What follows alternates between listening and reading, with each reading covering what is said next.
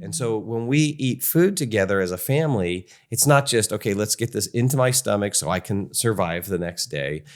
It's let's sit down and let's celebrate God's goodness and let's remember and give thanks and celebrate it.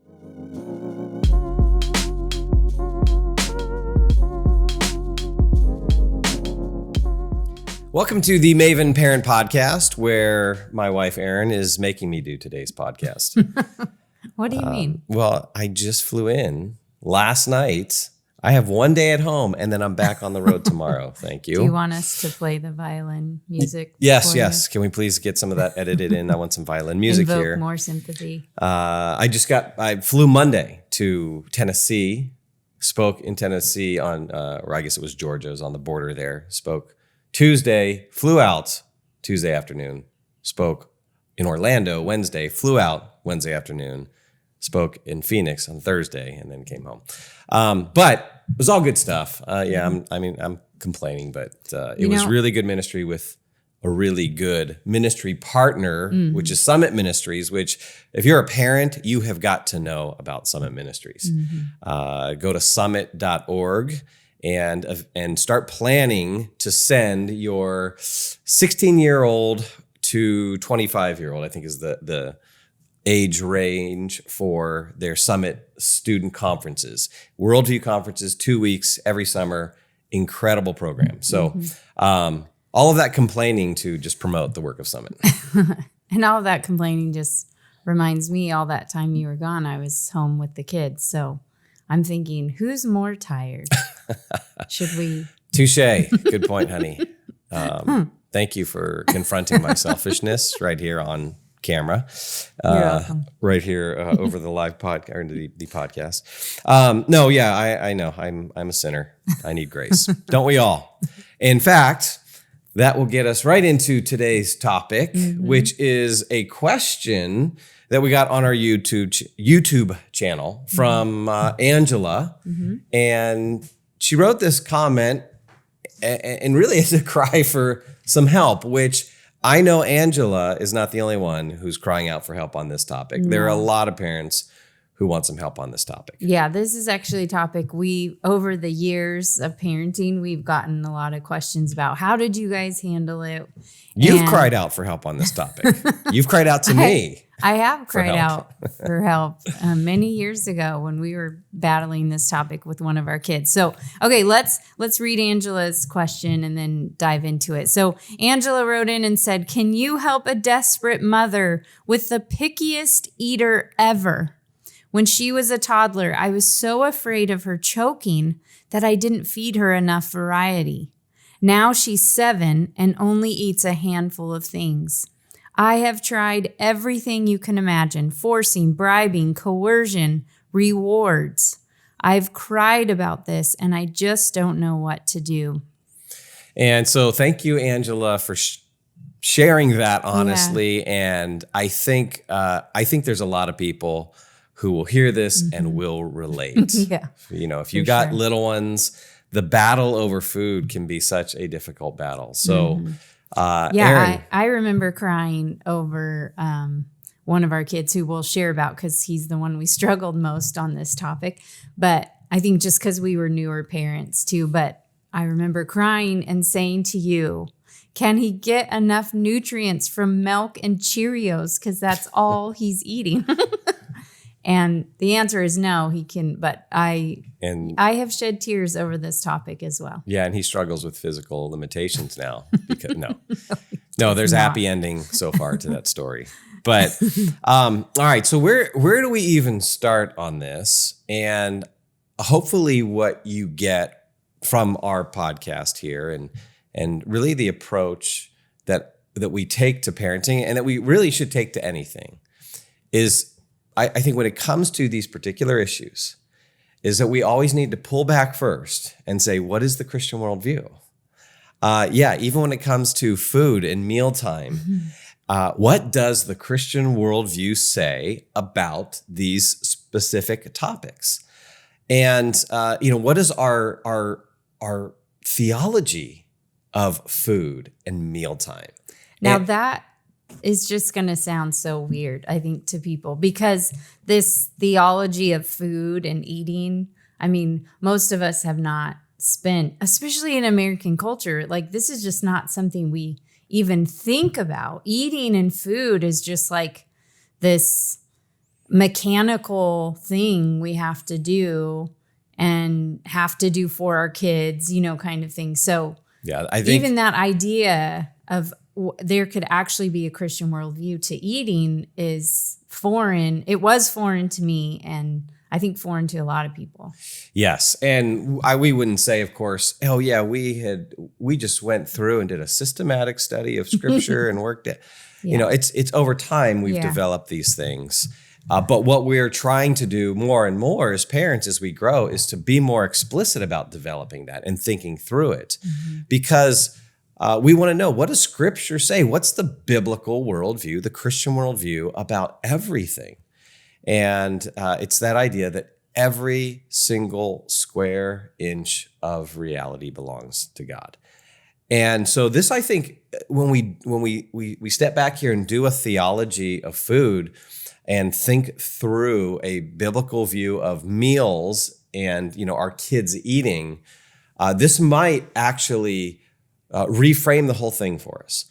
So just, I think, to help people out there kind of think about this, maybe a place to start is simply going to an online Bible and doing a search for passages that talk about food. And you can simply print out all of those passages and then go through them and see what emerges, and then highlight passages or organize them into maybe kind of categories. Now, I know that's a little bit of work, but it's something we ought to do, because you think about it, food is such a huge part of our lives.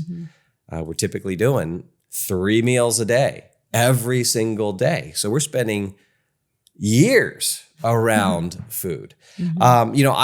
I want to highlight Isaiah chapter 55, verses 1 and 2 here, because I think this passage captures some of the theology that we've incorporated into our own family, and that has then shaped the culture of our family when it comes to food. Because I think you're right, we approach it in this very utilitarian way. We as Americans are overly pragmatic or overly practical, or just concerned about the utility of something. So we may not think this consciously, but unconsciously we approach food as, well, I got to eat food to survive. And that's it. But when we look at the biblical view, there's much more to it, right? So Isaiah 55 verse 1 says, "Come, all who are thirsty, come to the waters, and you who have no money, come, buy and eat. Come, buy wine and milk without money and without cost. Why spend money on what is not bread, and your labor on what does not satisfy? Listen to me, and eat what is good, and you will delight in the richest of fare." Now, of course, there's a larger context here, but I think one of the implications we can draw from this and other passages is just the, number one, the goodness of food, right? That food represents God's goodness to us. And when we eat, it can actually be a celebration of God's provision, His faithfulness. It's a celebration of God's good world. Right after each day of creation, He says it is good. So it's a celebration of God's good world. It's a celebration of our work, where we work, and the work of our hands produces the means to get food and put it on our table. So it's actually, a meal can be a very celebratory act, and that's what you get from this. Delight in the meal. And so you see that throughout Scripture as well. There's a delighting in food, and there's a feasting. Feasting is a very positive thing. And when we look at the history of the church calendar is filled with feasts, because feasts are often they can be celebratory. And so when we eat food together as a family, it's not just, okay, let's get this into my stomach so I can survive the next day. It's, let's sit down and let's celebrate God's goodness, and let's remember and give thanks and celebrate it. And so I think that's one of the things we've developed in our family, where we will invest, if you will, in good food. We will make things that we enjoy. We are getting even better in the kind of food that we make, and it becomes a real celebration with us and our kids. We will open a bottle of wine with our meals, and here, of course, I mean, God says buy wine. So for any of you who just heard that and said, "Uh-oh, alcohol alert." Christians, can they drink alcohol? Which actually we need to do a podcast on that. But let me just give you a quick little resource for those of you who may struggle with that and haven't developed a theology of alcohol. Here's a book, What Would Jesus Drink by Joel McDermott.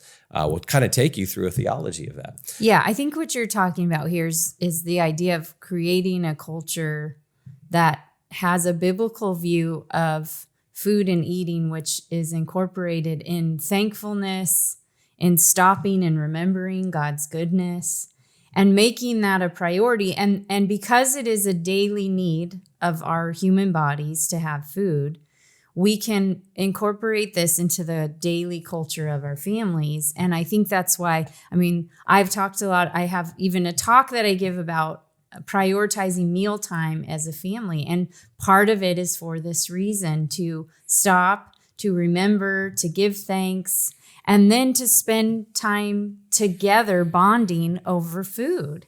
And so we wanted to start here because it lays this framework to, like I said, I have cried tears over what my kids are eating or this whole food thing. And Angela's, I mean, you can tell it's just, she's heavily burdened with this idea of like, what do I do with food? And so we're trying to pull back a little bit and lay a foundation that take a deep breath and think about it in a really positive way of this is something that is good. Our appetites are good.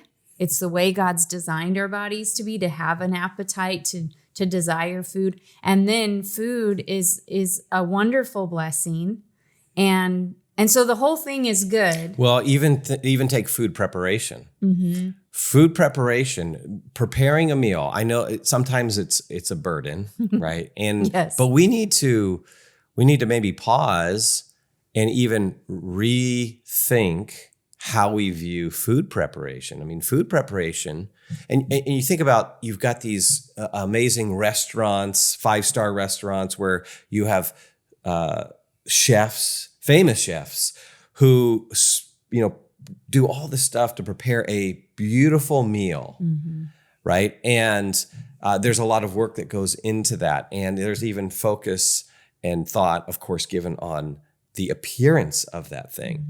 And so what we need to do is kind of take food preparation and not merely look at it as this menial task, although there's some of that, right? But even rethinking it and saying, gosh, okay, what are the biblical implications, or what are the theological implications for even food preparation? Well, one very easy one is that when we prepare food and when we create a meal that is orderly, right? There's got to be order. When we create a meal that tastes good, because some meals taste better than others, and even the same dish we can get better at. When then the meal is even, our table is set and the meal is presented in a beautiful fashion, all of those things are reflections of the image of God. We are made in God's image, and we have this creativity, we have this desire for order, this hunger for beauty, and all of that can be expressed in a meal. And so it helps you to see, and it really elevates the meal and helps you to see this thing that we do is not just for survival purposes, but that it's something holy. It's something that can be integrated into our faith. And so therefore, we want to develop a culture in our families that sees it that way, that approaches it that way, even from very young ages. And that right there can maybe be a major reset for families who would start approaching mealtime this way. And that larger culture will then reinforce some of the practical things that we want to get into in terms of helping us to navigate this issue. Yeah. And so, of course, there are other things that Scripture says. I mean, you look at something like Matthew 4, Jesus is responding to Satan in his temptation. of turning the stones into bread. And Jesus responds by saying, man does not live by bread alone, but by every word that proceeds from the mouth of God. So that would then inform our view of food, because you can, of course, you can overindulge in food. Food can become an idol. And so there's learning how to be content with whatever food is on the table.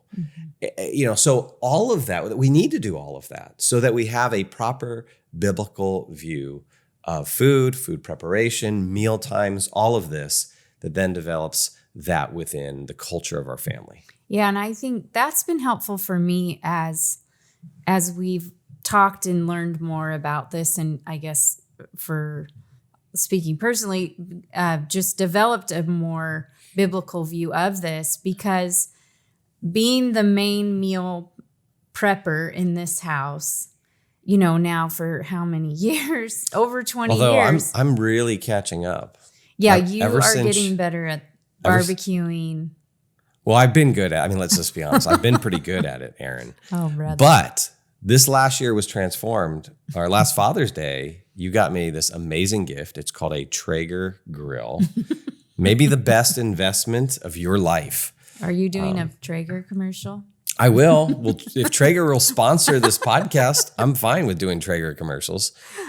But I as an owner of a Traeger now, and seeing how it's transformed our family, really transformed our family, and helped us to appreciate God's goodness in much greater ways. But I still carry the weight of most of the meal prep. You do. Okay. I will publicly acknowledge that is true. So I can grow weary in this task of meal prep and planning and grocery shopping. And I've expressed that to you of like even now to go to the grocery store, I've asked you to do it more because it wears me down. But it helps to have this view of like, no, this is good. And I think as families, whoever does do the meal prep, even just in a practical way that night, that we stop and thank the person. Like you are very good at that with the kids. You'll say, you guys, look at all that mom did and made for us or whatever. And that helps me to feel like, okay, what I'm doing is good. It's not glamorous. It's not, always fun. It's work, but it's good. And so even bringing that perspective, I think is helpful in these mundane tasks. Sometimes they feel mundane, and it can bring a joy to it that can be lost when we just do have this utilitarian view of like, I have to feed everybody tonight so that they can get their showers and go to bed. And it's just like you're tired, and it becomes very task oriented. And to bring back the joy really does change the culture of your family, I think in a really beautiful way. And our family, like you said, we do love to do big meals. Like, for example, we love to do big breakfasts. So like on a Saturday morning, we love to make pancakes or waffles and hash browns, fruit, and we eat together, coffee, orange juice, oh my muffins. Gosh. Now you're making me hungry. So, but we do that because what we've noticed when we do, have all this big effort of making this meal, and then we sit down and we eat and we enjoy it together. And then what we often do is sit afterwards for a long time, and it nurtures this connection that fosters the fellowship amongst our family. Yeah. And it's not, there's no comparison to where we pick up a breakfast burrito and are driving somewhere, because we're in a hurry and we got to get to someone's soccer game. There's just no comparison to the meal, the experience, and everything. So all of that to say. I think I'm just thinking practically. Someone out there is like, this is new to me. I haven't even thought about this. Our family doesn't think of food this way. And so how can you start creating that culture in your own family? Here's one really practical thing I think we could do. And we haven't done a lot of this. Sometimes we'll read a scripture before a meal, but it's often something that maybe focuses on Thanksgiving or God's character or something like that. But what if we took various scriptures that talk about food, and whether it's in the Psalms or Isaiah 55 or Matthew 4 and whatever passages, and just we take one passage and before each dinner, or maybe it's 2 or 3 times a week, you read a passage. Everything's prepared. You sit down at the table and then you read a passage before you actually partake in the meal. And then that could even foster talking about that. That's a great way to teach your kids about a biblical view. But I'm just thinking really practically in this kind of the busyness of life. What can we do? I think that's one thing that all of us can do. And you could do a Google search right now for theology of food or Bible verses on food, and then, pull out 10 that you'll go over the next 2 or 3 weeks at mealtime with your kids. So this is something that can be done. Sometimes you just got to take the baby step. You don't have to work out your entire theology of food before you start to incorporate this into your families. Yeah. Well, that kind of leads us in the direction where we're heading of just now okay, now we have this view of food. Okay, now then how does that work itself out in the feeding of our toddlers? So which toddlers is a good place to start, because we got to start this stuff when we're young, or it's better. I don't want anyone to feel a little hopeless if they're like, hey, I've got teenagers now and they're picky eaters. No, it's never too late, but it certainly is easier to build this culture when your kids are young, even before you have kids, right? You want a theology of food. Yeah. Start young, and then this culture can carry as you have more kids and your family grows, and it has there's this momentum that you can really have as a family. Yeah. So just like our conversations on discipline, if you can start young, it is just very helpful. So, typically, I think where you want to start is when you think about the nursing baby. And now they need more than just milk. They need, some food. And as quickly as you can, you want to incorporate them into the foods that the family is enjoying. And so that means if it's your first one, whatever meals you're making for yourself, for you and your spouse and grandma, whoever lives in the home, that you try to, as quickly as possible, have them eat what you're eating. Now, I think this has so many benefits, especially if you're eating healthy, but it has so many benefits. For one thing, of course, we've done the baby food thing, and, you buy baby food or you make baby food because they don't have teeth yet, so they can't chew. But as quickly as I could get them off of baby food, I did, mostly because it was just easier to mash up what we were eating and feed that to them. So, and that creates a habit that they partake in the food that everybody's partaking in. So what this leads to is that as quickly as possible, they're not having their own separate dinner, which, of course, when they're eating baby food, that is what's happening. They're getting their own dinner. But as quickly as you can, you move away from that and have them eat what everybody else is eating. And there are no special meals for a family member. Which is a huge point. And I just want to get us to think, a little deeper under the surface on something like this, is that, when you do a separate meal for one kid, or even a separate meal for a couple of different kids, and then a separate meal for the parents, of course, there are times when that is necessary or whatever. But generally speaking, one of the reasons you don't want to do that is because the meal is a shared experience. And what you're doing is you're removing some of that shared experience. Like us eating the same good food together and being able to be thankful for that and celebrate it and say, oh my gosh, Mom, thank you for this meal, and we all enjoy it. There's a shared experience that you don't get from doing these other meals. And there, of course, there's some other issues as well, but just trying to encourage us as parents to keep thinking, but below the surface, going deeper, and helping us to see even something like, doing a separate meal for a kid versus the parents is not a neutral act. It can nudge you in ways that you don't, areas and habits that you don't want. Yeah, it can communicate things to our kids that we might not want to communicate for one, it might even just communicate that we assume they're not going to like what we're eating, and it also can communicate that whatever they desire, they get, and so they're not going to be pushed to do things they don't want to do.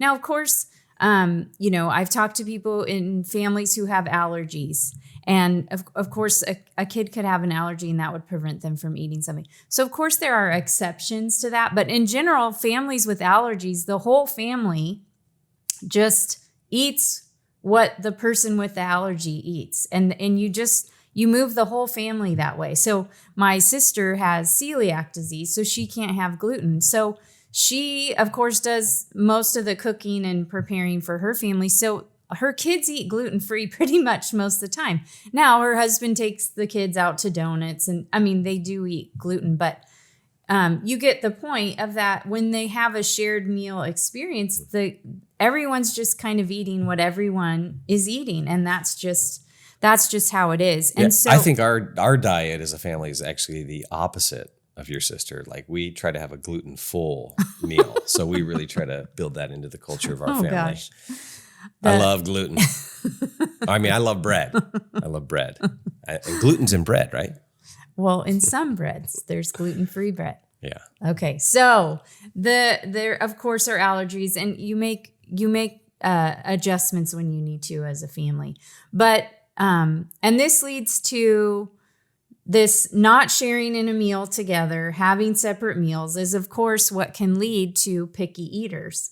And this is what we experienced early on in our parenting. So if you haven't listened to our first parent podcast, you might not know our story, but I was a single mom. And so those first couple years, I was working, going to school. So when it was time for my daughter to have a meal, it was oftentimes quick, or I needed something easy. She ate a lot of macaroni and cheese. It was just simple things. And I'm not proud to say that, but it just was the reality. And so it turns out she preferred certain meals and didn't really like to branch out from those.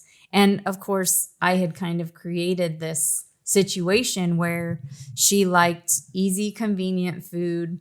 And unfortunately, in American culture, a lot of times the easy food is not really healthy.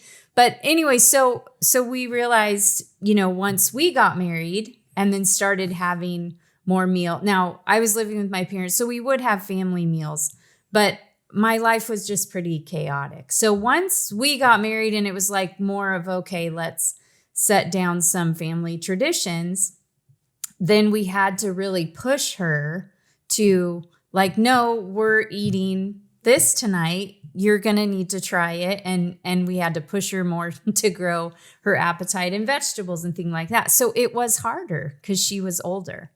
And then with our second one, things got worse. Well, in some ways they did. Of course, with our second one, he was one of our strong-willed children. And so when it came time to eating food, we had to break his will. He was just extremely difficult in not like rejecting stuff that we'd put in front of him. He'd throw it or whatever. And so we have experience with these picky eaters.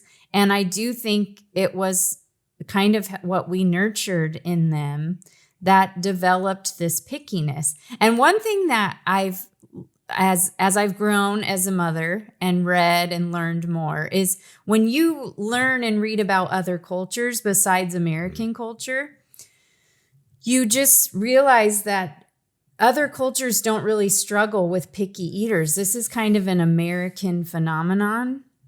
And I just have, that really hit me in thinking that why is this an American problem and not a problem in Vietnam, where your mom's from? Why are there not a bunch of picky eaters in Vietnam? Why in Old Testament Israel history was when God was providing manna, why weren't there children who were starving because they were needing their chicken nuggets and everyone else was eating manna, but there were some picky eaters that needed their own special plate? Yeah, way to take the Old Testament text and have it intersect with modern 21st American fast food culture. was But good. this idea of picky eaters, which is, what we've experienced in our own life and talked with many parents about. But we have to stop and think about what is creating that and why aren't other cultures struggling with that? Yeah, this is where, hey, we can be thankful for the good things in America and in American culture. Mm-hmm. And at the same time, have a very healthy critique of American culture. American culture is so individualistic. Mm-hmm. The individual is kind of at the center of life, and the satisfaction of his or her desires is like the greatest good. And so life is, us at the center with all the options around us. It's like all of life is a buffet, whether it's a literal food buffet or it's a buffet of choices. And so American culture nudges us this way. Mm-hmm. It's not neutral. It nudges us to then try to be okay with that. And then we end up catering to that in ways which we don't intend. I mean, as young parents, we just did not have the wisdom. And so we end up actually catering to that. And so this is, again, why we constantly need a worldview approach. Mm-hmm. Keep thinking carefully about this. Because think about one of the vices that we can foster in our kids by preparing that separate meal because they're not happy with the family meal. We can foster in them a discontentment. They may never learn how to be content with whatever it is they have. Mm. And, Paul talks about that in Philippians, learning to be content in all circumstances. Mm-hmm. So, and that really is the cross-cultural thing that we're talking about. There isn't this worship of our own desires or catering to it the way American culture does. We really want to cater to everyone's individual desires.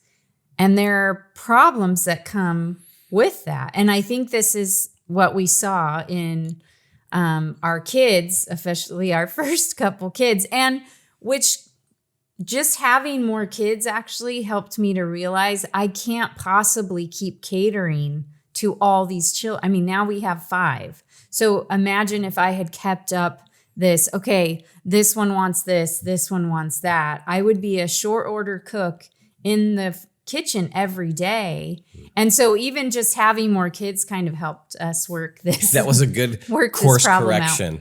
Just have more kids and then life gets better. That's the message. Have more kids, you realize all the mistakes you've been making and that will be a good teacher. But so it got to the point with our second one where I was done catering to him. He was about 2 years old.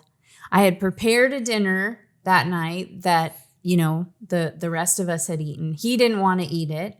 And I was like, that's it. I'm done. And so I drew the battle line. So I wasn't going to make him a special meal. And if he wasn't going to eat it, that's fine. I was going to put it in the fridge. So I did that. I put it in the fridge. And then when he woke up the next morning, and he was stubborn enough that he went to bed and he didn't have dinner. That's an understatement. Which to parents can sound horrifying. We didn't feed him dinner that night. He went to bed. So he woke up in the morning. What? He had his milk. And then I pulled out the plate from the night before, and I figured he was hungry enough that he would eat it. And I heated it up and I put it in front of him and he didn't eat it. And so this went on. Every meal, I pulled it back out and heated it up.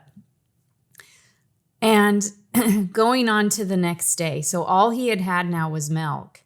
And I had read somewhere, just keep giving them, I'd read somewhere to try this. So this is why I was doing it. Just keep putting it in front of them. Eventually they're so hungry, they'll eat it. Well, the food on the plate was starting to look horrific because I had been heated up 7 times.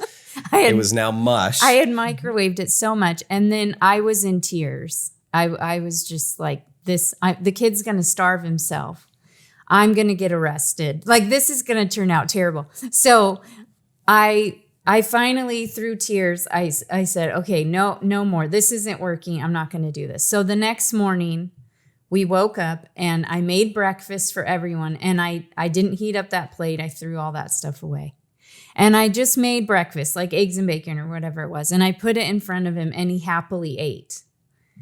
And I realized, okay, I'm not going to keep heating up the plate, but I am going to stop catering and making different meals. And from that point on, we really made a shift and I really took a deep breath and thought, I've got to bring some joy back to this. And and it was okay so if he didn't want to eat a meal, that we're like, well, this is the food. Mm-hmm. You can eat this, or else you can go hungry, and that we're not going to let you snack later. Yeah. And if a kid skips a meal, that wasn't the end of the world. They're not going to die. They're going to be okay. They're actually going to be really hungry that next meal. Yeah.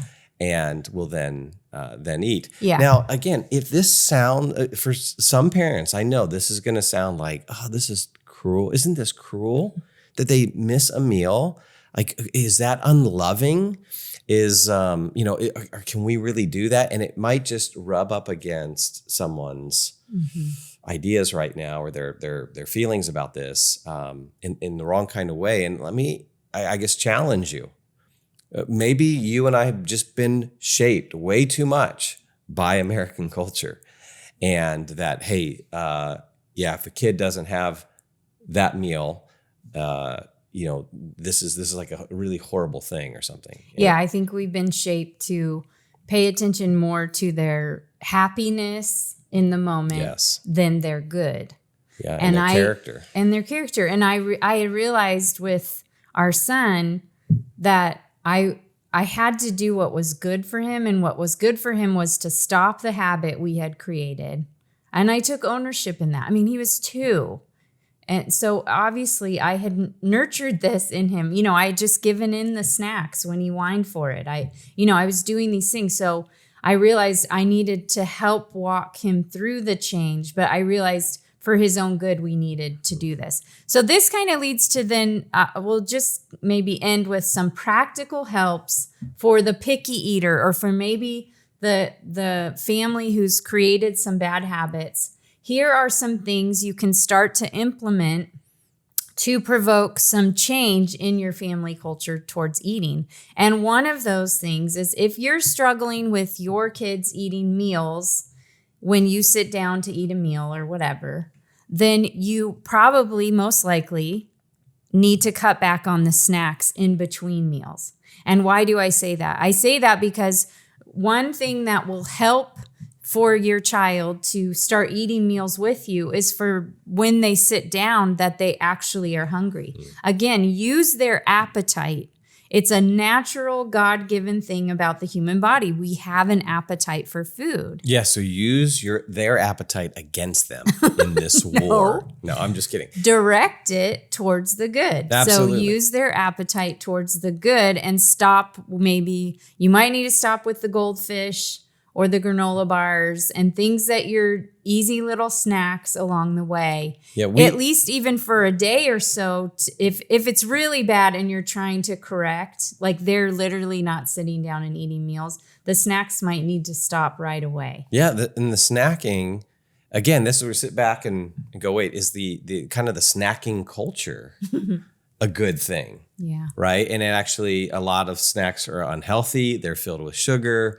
So in terms of the stewardship of our bodies and developing that within our own kids and good, healthy habits, that, we don't want to just sit back and assume, hey, this is what everyone does, so we're going to do it too. Yeah. And that snacking then undermines our other efforts because it suppresses their appetite for then the good meal that we prepare and put together. Yeah, so most American snacks are just empty carbs. So along with that, another practical step is not stocking your cupboard with a bunch of snacks. Yeah. So which is what we had to do when we were in this struggle. We had to kind of clean out the snacks because we were struggling with these meal times. So we had to go and kind of clean out the cupboard and say, no more snacking. Yeah, and we should probably go and clean out the cupboard right now. I mean, it's just amazing how it's easy it piles up. to have a cupboard full of snacks. So I encourage you,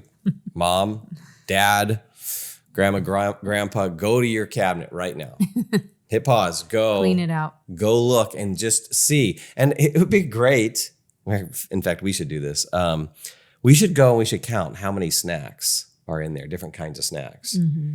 You'd probably be really convicted, Erin.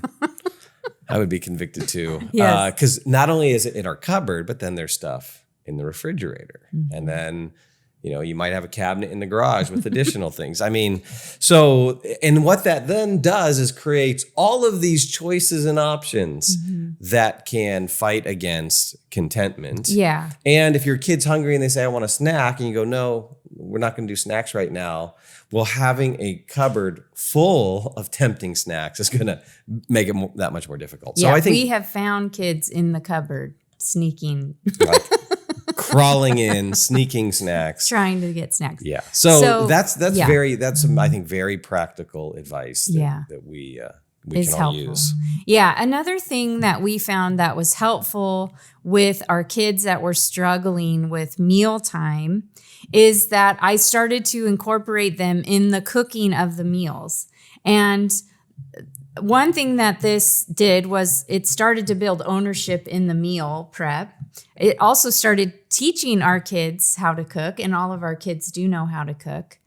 And so those are good skills to have. But also, as you're sitting there cooking the food, you're smelling it, and it's stoking your appetite to eat. And so actually having them help with the meal prep can be very valuable in then 30 minutes later actually sitting down and eating that meal with you. They're invested in it. They helped with it. So yeah, that's another one. I also think just having, the positive peer pressure of eating together. So they're seeing everyone else eat these foods, and you might need to have people over, open up your home more, have people over, and you make a big meal, and they're now, so maybe you just have one kid, have people over, and then the peer pressure of 6, 7 people sitting around the table eating is good.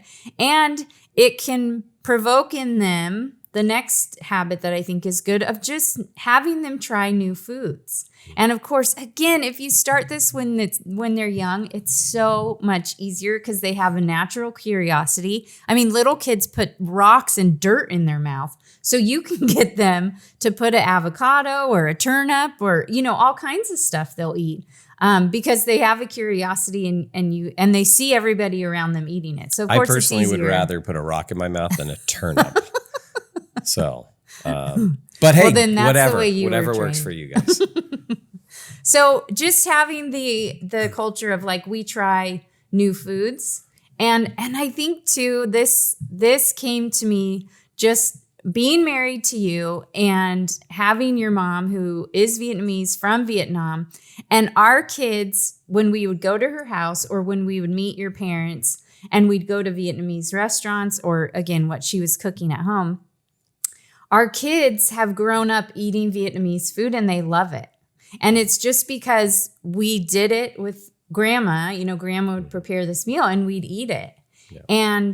And that just opened my eyes to the fact that some of this stuff is culture, it's American culture, and that our kids acclimate to the environment around them. And so we can, nurture their appetites towards all kinds of different things. Yeah. So just by exposure. Very practically then, let me just add to that, go have meals with different people of different ethnicities. Oh, yeah. I mean, that is actually a really good practical advice to see how other cultures approach food, how they view it. And so go find a Vietnamese family and go have dinner with them. And actually ask them to prepare pho. Oh, gosh. You guys like pho? Pho is amazing. Yeah, actually. And you like pho now. Yeah. And our kids do. And oh, yeah. I think that's a great idea. And eating foods from different cultures I got to clarify. What? Because some people are, what's pho? It's for some of you, it's pho. It's PHO. Just wanted to clarify for you ethnically less diverse people. So that's a great idea to eat food of different cultures. We've loved that. We've gotten to, I don't know if it's just from living in California, the melting pot, but we've experienced so many different foods and different cultures. And that is a great way to just expose your kids. And again, it's like that healthy peer pressure of they're seeing all these people enjoy this food. They're smelling it. There's, the whole thing can just help to nurture an affection towards new things. Yeah. Another practical step could just be figuring out how to make the family meal. Well, I guess first, making sure there are family meals. Prioritize that. Prioritize a family meal where it's a prepared meal. Maybe the kids are helping out, but then you're going to sit down together as a family and partake in this meal together and foster a kind of a relational culture around the meal. And so you eat as a family and you have conversation as a family, and maybe you come up with a discussion question. You use it as an opportunity to ask how was the day? Maybe it's discussing a biblical verse, whatever. You're having conversation, dialogue around the food, because food, you see this biblically, food is often connected to fellowship. Mm-hmm. And there's almost a kind of a table fellowship theology in the scriptures, right? When we see the church gather a lot of times, the meal is central. You look at the first church, the early church in Acts chapter 2, going from house to house, sharing meals. You see the Lord's Supper is often in conjunction with a meal, right? We have this history of feasting within the church, breaking bread together. This is a relational thing. And so figuring out how to make mealtime relational so that there's a connection. So it's not only do I enjoy this good food, but man, we as a family talk so much, and it's just a rich time together, and we connect. And I think we've gotten to the point where our kids, they enjoy to be together for the mealtime. And they might eat something that's not their favorite, but they've learned to be content with it. But then also they know that, gosh, if they don't, they're going to be left out in this rich family time. Yeah. Well, okay, so here I want to present a little bit of a challenge to you and hear your thoughts on this. Wait, you're going to publicly challenge Yes. me? Okay, fine. So I can hear an objection to this because I've heard it in real life, but I've been asked a lot, okay, what about when dad's work schedule or mom's work schedule? It's dads who work these later hours, right? So what about when dad doesn't get home from work until later on? And, the kids have got to eat before that or whatever. So in this idea of, okay, making meals a priority, what about when work schedules conflict with, we've talked about what we think about kids' schedules and how we should prioritize kids' schedules. Work is different. Especially if it's a one-income family, but even a two-income family, how do you prioritize meals if dad doesn't get home till 8:00? Yeah. Well, there's probably a bunch of things we could say on this. Number one, we might need to reevaluate the pace of modern life. I'm convinced is way too fast, and we are all way too busy. And I will say that about us right now. Our lives are too busy. I would love to quit everything, move to an island, and just slow life down, particularly at one of the Hawaiian islands. But so part of it might be reevaluating. Do we need to slow life down? As a dad, I might need to ask myself, am I overworking? If I can't fit one of those three meals, breakfast, lunch, or dinner, into the fairly regular routine of my home, then I may need to rethink some things. We might need to re-strategize, reprioritize. So, hey, it doesn't have to be dinner. It could be that, all right, well, everyone's home in the morning. Yeah. So we're going to just get everyone up early, and we are going to prepare a breakfast in the morning, and the breakfast is going to be our mealtime. It doesn't necessarily have to be dinner. Yeah. So that would be one way to adjust. Another way might be, okay, sometimes this is temporary or sometimes just out of necessity. Dad has to take a job where he's traveling Monday through Wednesday or Monday through Thursday and is not there. So then Friday, okay, that's the time that dad's going to be here. And Friday nights, we're going to do everything we can to protect that. And we're going to have a feast Friday night, with, dad if he's traveling, or mom if she's traveling, whatever. So you adjust that way. Or maybe dad or mom can't get home until 6 o'clock, 6:30, 7 o'clock. So maybe you say, okay, we'll do a little snack at 5, but then we're going to do the big meal because it's so important. We're going to hold off and do the big meal later when mom and dad are all home, and we can join in this because it's that big of a priority for us. So it seems to me there's lots of different ways that we can adjust on that. Yeah, I've even thought and told parents, yeah, if dad can't get home till 7, you have little ones that are starving by 5 o'clock. Well, then maybe you feed them. But then when dad gets home, then heat up dad's plate. He sits at the table and eat, but everybody else comes back to the table. And maybe that's when you do a dessert of strawberries and blueberry, so everyone's kind of eating together. But yeah, I think your point about prioritizing it goes for the parents as well, and figuring out, like, we understand the difficulty of making ends meet, but you have children for a certain amount of time in your home and then it stops. And so during those years, you just sacrifice to have those meals together as much as you can, and make it a priority, even mom and dad. Yeah. So and I think as we've created that culture in our family, that's actually going to serve us once the kids are gone. Because when then we gather together as a family, when the kids are older, when they're married and have their own spouse and they have their own kids, the gathering together back as a family, I know, will be centered around so many good meals and feasts together. And that'll just be a rich part of the tradition. So let's just wrap this one up with the encouragement that if you are listening to this and you think, wow, our culture of feeding our kids is quite different. We eat around the TV. We eat at all different times. Maybe we eat all different things, or whatever it is. Our encouragement to you would just be to start taking one step in the direction of healthy habits as a family towards this. So if you do eat at all different times, then work towards changing that and saying, nope, we're going to eat together. Yeah, you might think, you might just be a little overwhelmed here. Yeah. But we're talking about a culture that develops over time. So just have some proper perspective on that this is not something that will happen tomorrow. And so instead of being paralyzed and going, oh, there's so much I've done wrong, or there's so much I need to do.